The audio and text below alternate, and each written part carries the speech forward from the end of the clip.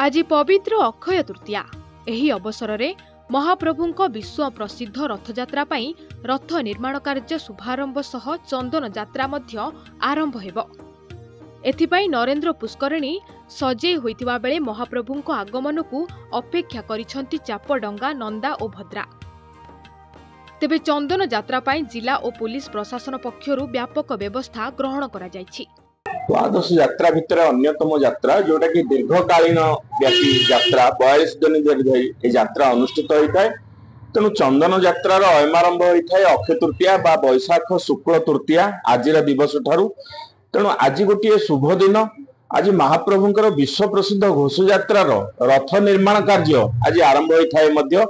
तेणु आज ठारू महाप्रभु चंदन रे सर्वांग होता मध्याह्न समय एवं तांकर चलंती प्रतिमा माने आज्ञामाल प्राप्त होइकिरी मदन मोहन सहित भूदेवी श्रीदेवी एवं हांदोला रे रामकृष्ण एमानक सहित श्रीक्षेत्र पंच शंभु बा पंच शंकर जी के अछंती जम्बेश्वर, लोकनाथ, कपालमोचन, मार्कंडेय एवं नीलकंठ एमाने महाप्रभुंकर अनुधावन करिथांती मणि विमान पश्चातपटरे एवं नरेंद्र सरोवर को गमन करिथांती।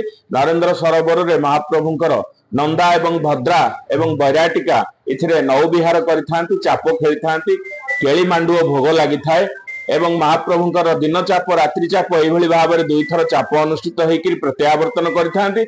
बाहर 21 दिन माने बाहर चाप अक्षय तृतीया ठारू 21 दिन पर्यंत अनुष्ठित होइथाय एवं तत्परवर्ती महाप्रभु आ नरेंद्र पुष्करिणी की गमन करिनथांती। भितरे तांकर चंदन नीति बा जलक्रीड़ा नीति अनुष्ठित होता है।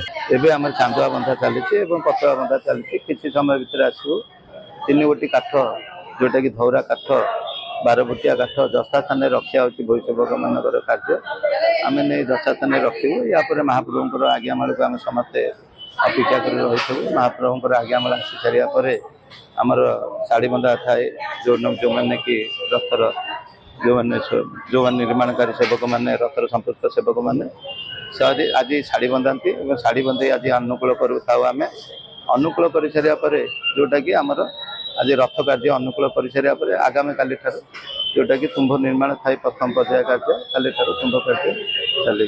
पुलिस प्रशासन पक्षरु महाप्रभुंक चंदन चाप को श्रृंखलित करबा पई 5 प्लाटून पुलिस फोर्स सह जड़े अतिरिक्त एसपी, 5 डीएसपी, 8 इंस्पेक्टर सह 20 जन सब इंस्पेक्टर दायित्व रे रहिबे। दुईटा ओकेजन पुलिस तरफ व्यापक व्यवस्था कराई। महाप्रभुंकर रथ निर्माण काम भी पुलिस डिप्लॉयमेंट कराई। तार संगे विश्व प्रसिद्ध चंदन यात्रा भी पुलिस डिप्लॉयमेंट कराई।